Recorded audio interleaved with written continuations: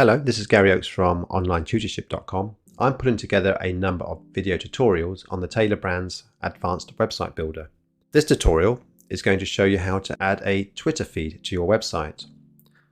I've uploaded here a templated website and I'm going to add the feed towards the bottom of the website. So I'm going to scroll all the way down towards the bottom. If I now go over to widgets, I can either type in Twitter or scroll down to social. And I'm going to add in Twitter feed.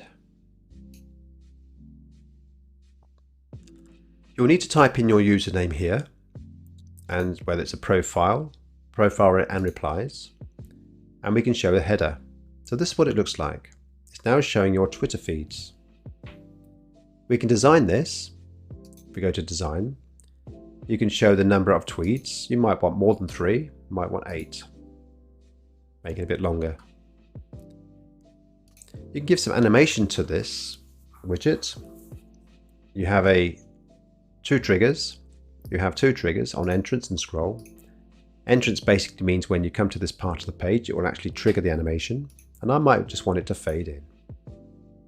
You can change the duration and delay of this, and you can preview. You can also add some spacing. I don't feel like anything is required here at this stage. So that's how you add your Twitter feed to your website. Let's see what it looks like in preview.